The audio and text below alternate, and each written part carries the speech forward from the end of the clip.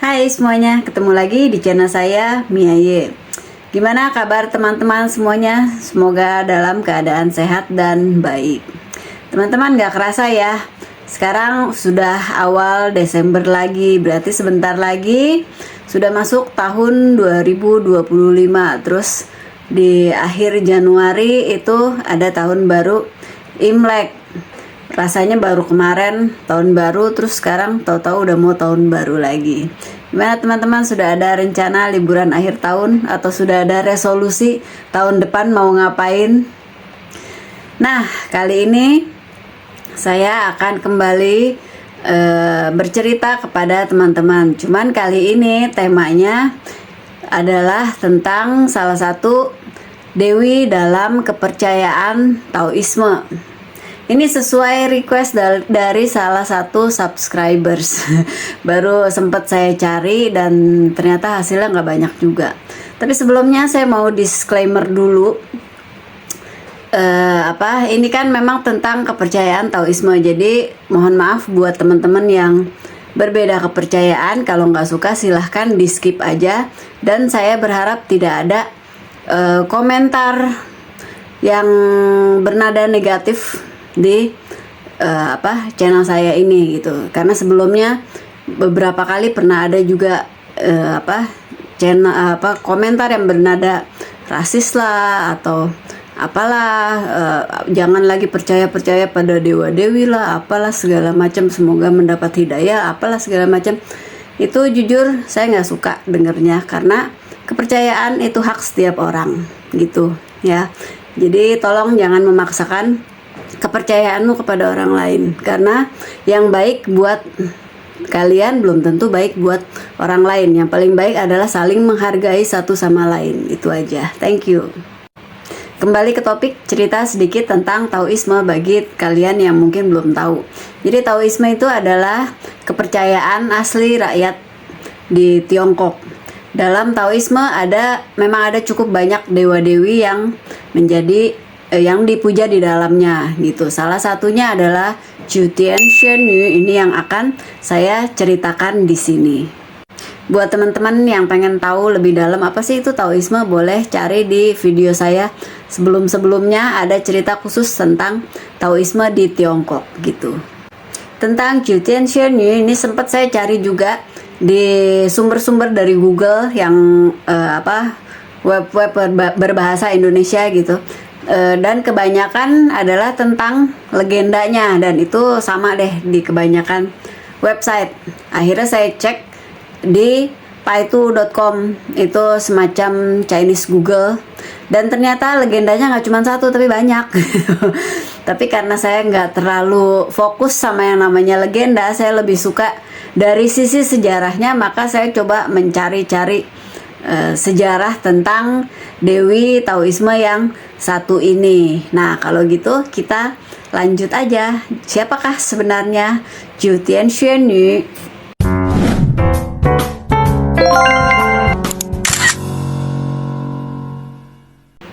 Jutian Xuanyu adalah seorang dewi dalam mitologi rakyat Tiongkok yang mengajarkan tentang seni berperang.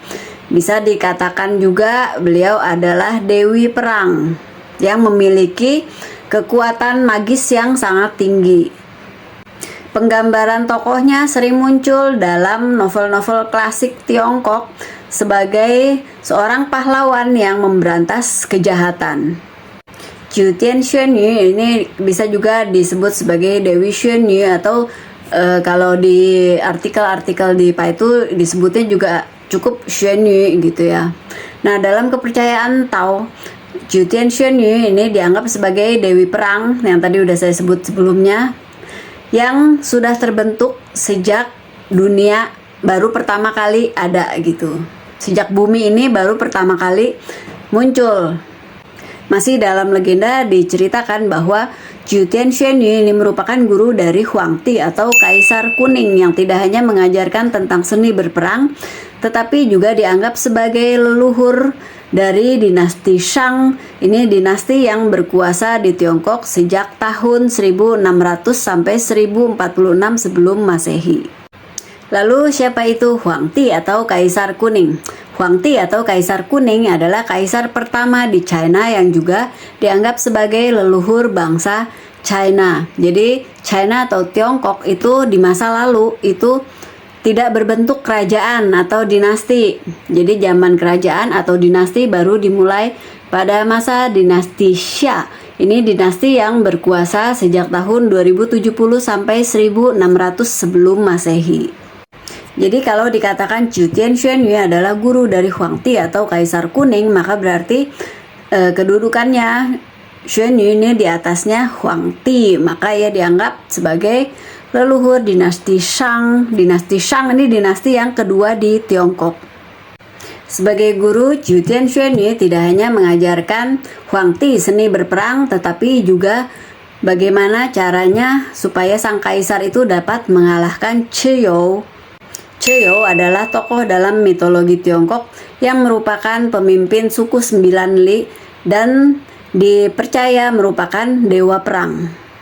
Dikatakan dalam cerita, suatu hari Kaisar Kuning atau Huangti ini bertapa di Gunung Tai.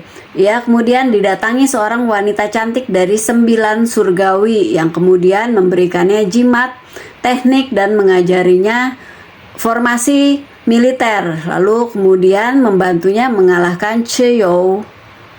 Tapi saya nggak cerita secara mendetail tentang legenda-legenda yang berhubungan dengan Zhu Tianxuanyu ya teman-teman, karena cukup banyak juga dan mungkin salah satunya teman-teman bisa baca ceritanya di Google Indonesia, entah di web apa, itu ada salah satu legendanya yang juga masih berhubungan dengan Huangti atau Kaisar Kuning tadi.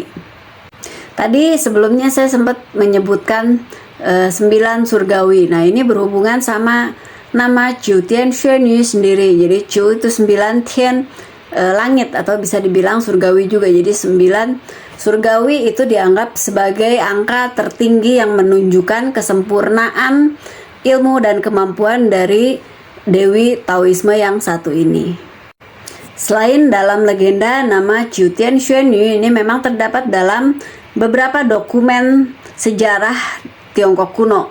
Tapi sebenarnya sampai detik ini asal-usul keberadaan Dewi Taoisme yang satu ini masih belum dapat dijelaskan secara pasti gitu. Jadi memang beliau ini adalah dewi dalam mitologi Tiongkok kuno ya, seperti saya sebutkan di awal tadi. Jadi kebanyakan cerita tentang beliau adalah legenda. Lain ceritanya tentang dewa-dewi Taoisme yang lainnya lagi, yang sebelumnya adalah manusia biasa sama seperti kita, yang semasa hidupnya berbuat banyak kebajikan, lalu setelah meninggal dunia diangkat menjadi dewa atau dewi. Nah itu biasanya ada sejarahnya tersendiri gitu. Nah jadi memang hanya sesingkat ini sih ceritanya kalau dilihat dari sejarah. Dan sejarah ini pun sedikit banyak tetap berkaitan dengan legenda dari Zhu Tianxuanyu itu sendiri gitu. Itu udah saya cari di beberapa artikel di Paitu itu. Ya kebanyakan memang tentang legendanya, dan itu banyak banget ceritanya, bermacam-macam, karena kan legenda kan berkembang dari cerita rakyat kan, dari mulut ke mulut gitu. Jadi mungkin ada cerita satu dengan cerita lain ada perbedaannya gitu. Jadi maaf ya kalau yang belum puas denger ceritanya ini, karena saya juga udah setengah mati nyarinya, baru dapat yang ini aja. Nanti kalau ada cerita lainnya tentang Zhu Tianxuanyu ini bisa saya ceritakan lagi di video berikutnya gitu. Nah kalau gitu sekian dulu video saya hari ini, semoga suka, semoga bermanfaat. Terima kasih buat teman-teman yang sudah mendukung channel ini dari awal dan selalu menonton video ini. Juga terima kasih buat teman-teman yang baru bergabung sebagai subscribers baru. Sampai ketemu lagi di video-video yang lainnya. Salam.